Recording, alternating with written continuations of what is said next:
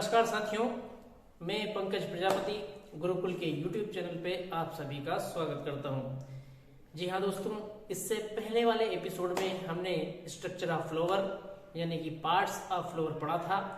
आज हमारा साइंस का दूसरा एपिसोड है जिसमें हम स्ट्रक्चर ऑफ आई या फिर ह्यूमन आई की संरचना के बारे में पढ़ने वाले हैं। दोस्तों, इस वीडियो को पूरा देखिए और आने वाली सभी प्रतियोगी परीक्षाओं में जितने भी प्रश्न हैं, आंख से संबंधित जो भी प्रश्न बनते हैं, वे सारे प्रश्न का समाधान इस वीडियो के अंत तक हो जाएगा। तो मेरे प्यारे साथियों, बने रहिए। चलिए शुरू करते हैं आज की क्लास। तो देखिए, सबसे पहले हम आंख के फ्रंट से शुरुआत करते हैं, आंख के सामने के स्ट्रक्चर से शुरुआत करते हैं। तो सबसे पहले हम शुरू करते हैं सबसे ऊपर की संरचना जो है उसे हम कहते हैं आईलिड यानी कि पलक। पलकों के बाद हम आंख के अंदर चलते हैं। तो आंख के अंदर जो व्हाइट पार्ट होता है, आंख का जो सफेद हिस्सा होता है, उसे हम कहते हैं स्क्लेरा। ठीक है, आंख के अंदर व्हाइट पार्ट को हम स्क्लेरा कहते हैं। अब यहाँ पर आप लोगों को आंख के बीचों बीच एक डार्क स्पॉट दिखाई दे रहा होगा। इस डार्क स्पॉट को दोस्तों कहते हैं आइरिस। ठीक, और यही आइरिस हमारी आंखों के रंग को निर्धारित करता है। जैसे कि आप लोगों ने कई बार सुना होगा कि किसी की आंखें नीली हैं, किसी की भूरी और किसी की काली आंखें हैं। जैसे कि ऐश्वर्या राय की आंखें नीली हैं। तो दोस्तों, ये आंखों का रंग आइरिस के द्वारा पता चलता है, यानी कि जो रंग आइरिस का होता है वही आंख का भी रंग होता है। अब आइरिस के बीचों बीच एक आपको दिखाई दे रहा है, एक होल, एक छिद्र दिखाई दे रहा है, एक व्हाइट स्पॉट दिखाई दे रहा है, उसको हम कहते हैं प्यूपिल। यहां से दो प्रश्न बनते हैं। तो आंख के अंदर प्रकाश कहां से प्रवेश करता है? तो दोस्तों, प्यूपिल के द्वारा आंख के अंदर प्रकाश प्रवेश करता है। लेकिन एक और भी बड़ा प्रश्न यहाँ पर होता है कि आंख के अंदर प्रवेश करने वाले प्रकाश को कौन नियंत्रित करता है, यानी कि आंख के अंदर प्रकाश की कितनी मात्रा जाएगी, लाइट कितनी मात्रा में जाएगी, ये सारी चीजें आइरिस डिसाइड करता है। ये कैमरे के डायफ्राम की तरह कार्य करता है, यानी कि जब हम प्रकाश वाले क्षेत्र में जाते हैं तो ये आइरिस छोटा होकर प्यूपिल को छोटा कर देता है, और जब हम अंधकार वाले क्षेत्रों में जाते हैं तो आइरिस फेल करके प्यूपिल को बड़ा कर देता है, ताकि ज्यादा मात्रा में हमारी आंखों में प्रकाश जा सके और हम चीजों को स्पष्ट रूप से देख सकें। ठीक है, तो इतनी बातें आपको क्लियर हो गई होंगी। चलिए आगे बढ़ते हैं। अब हम इंटरनल स्ट्रक्चर ऑफ आई देखते हैं। इंटरनल स्ट्रक्चर ऑफ आई यानी कि आंख की अंदरूनी संरचना। तो सबसे पहले इसकी बात करते हैं।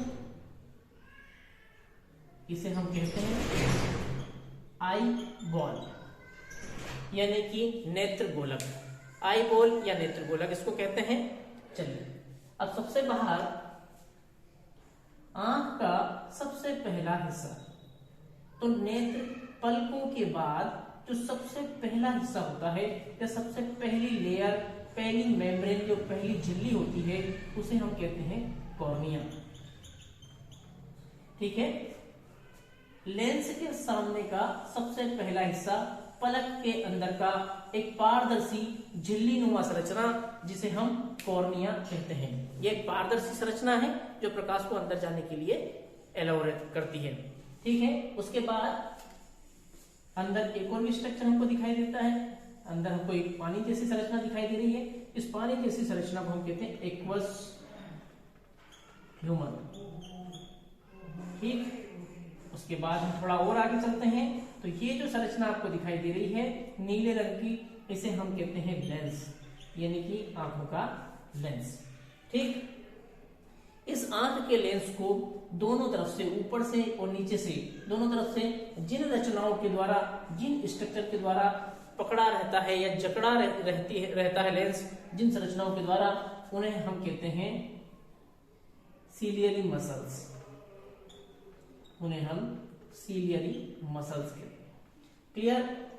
फिर से वही बात देखिए, आंखों के बीचों बीच आपको एक ब्लैक स्पॉट दिखाई दे रहा है, उसे हम आइरिस कहते हैं। और बीच में एक व्हाइट स्पॉट, आपको व्हाइट क्षेत्र दिखाई दे रहा है, व्हाइट पॉट दिखाई दे रहा है, इसी को हम कहते हैं प्यूपिल। ठीक है, और अंदर की तरफ चलते हैं। तो यहाँ पर पानी जैसा मैंने एक डिजाइन बना के रखा है, इसको कहते हैं हम विट्रस फ्लूइड। ठीक, चलिए, और आंख के अंदर जैसे हम प्रवेश करते हैं तो एक नीले रंग की एक परत दिखाई दे रही है आपको, यही परत होती है आपकी रेटिना। जी हाँ दोस्तों, इसी के ऊपर प्रतिबिंब का निर्माण होता है। ठीक है, और इसी रेटिना पर कुछ जगह पर शलाकाएं होती हैं यानी कि रॉड सेल्स, और कुछ होती हैं शंकु यानी कि कॉन सेल। ये है रॉड सेल और ये है आपका कॉन सेल। ठीक, और आंख के अंदर ही रेटिना का वह क्षेत्र जहां पर प्रतिबिंब का निर्माण नहीं होता, प्रतिबिंब का निर्माण नहीं हो सकता, उसे हम कहते हैं ब्लाइंड स्पॉट। उसको हम ब्लाइंड स्पॉट कहते हैं। ठीक है, आपको कुछ नीले रंग की कुछ संरचनाएं और स्ट्रक्चर आपको दिखाई दे रहा होगा, ये है आपकी ऑप्टिक नर्व। इन संरचनाओं को हम कहते हैं ऑप्टिक नर्व।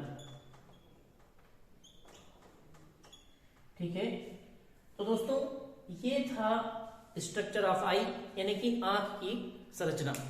ठीक, चलिए, आंख के बारे में और भी बहुत सारी चीजें हैं जो आपके पेपरों में पूछी जाती हैं। सबसे पहले मानव नेत्र की स्पष्ट दृष्टि यानी कि मनुष्य की एक स्वस्थ आंख जो है स्पष्ट रूप से 25 सेंटीमीटर देख पाती है। ठीक, दूसरी हम बात करें मानव नेत्र लेंस की फोकस दूरी वो 20 मिलीमीटर या फिर 2 सेंटीमीटर होती है। जी हाँ दोस्तों, ये रहा आपका मानव नेत्र और ये रहा मानव नेत्र का लेंस। इस मानव नेत्र की जो फोकस दूरी होती है वह लगभग 20 मिलीमीटर या फिर 2 सेंटीमीटर होती है। ठीक, चलिए आगे की बात करते हैं। हम बात करें आंख के सामने रखी हुई वस्तुओं का जो प्रतिबिंब है वो रेटिना पर बनता है। तो प्रतिबिंब का निर्माण कहाँ? प्रतिबिंब का निर्माण रेटिना पर। ठीक है ना। और अगली हम बात करें प्रतिबिंब की प्रकृति, यानी कि प्रतिबिंब का जो निर्माण है वो रेटिना पर होता है दोस्तों। ये रहा रेटिना और इसके ऊपर प्रतिबिंब का निर्माण होता है। ठीक है, प्रतिबिंब की प्रकृति की हम बात करें तो प्रतिबिंब उल्टा बनता है, वास्तविक बनता है और वस्तु से छोटा बनता है। ठीक है, कितनी भी बड़ी वस्तु सामने रखी हो उस वस्तु का प्रतिबिंब रेटिना के ऊपर बनेगा, उल्टा बनेगा। जैसे कि ये वस्तु रखी हुई है यहाँ पर सीधी, तो प्रतिबिंब बनेगा उल्टा। वस्तु इस प्रकार से रखी होगी तो प्रतिबिंब इस प्रकार से बनेगा। ठीक है, वास्तविक बनेगा। ठीक है, यहां से प्रकाश किरणें टकराने के बाद यहां पर मिलेंगी, यानी कि प्रतिबिंब का निर्माण वास्तविक होगा। और वस्तु से छोटा, वस्तु बड़ी होगी तो वस्तु से छोटे का निर्माण होगा, वस्तु से छोटा प्रतिबिंब निर्मित होता है। और ये जो ऑप्टिक नर्व आपको दिखाई दे रही है, इस वस्तु के प्रतिबिंब को जो उल्टा बनता है, वास्तविक बनता है, इसको ऑब्जर्व करके दिमाग तक पहुंचाती हैं। ठीक है, फिर इसको दिमाग समझ करके आपको समझाता है कि ये क्या देख रही है आंखें। ठीक है, आगे की हम बात करें आंखों में रोड से मंद प्रकाश के लिए संवेदनशील, मंद प्रकाश के लिए संवेदनशील, जबकि कोन सेल तीव्र प्रकाश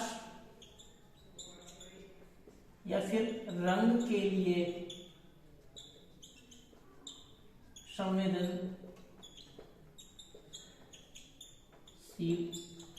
होती हैं। जी हाँ दोस्तों, ये भी एक महत्वपूर्ण प्रश्न है।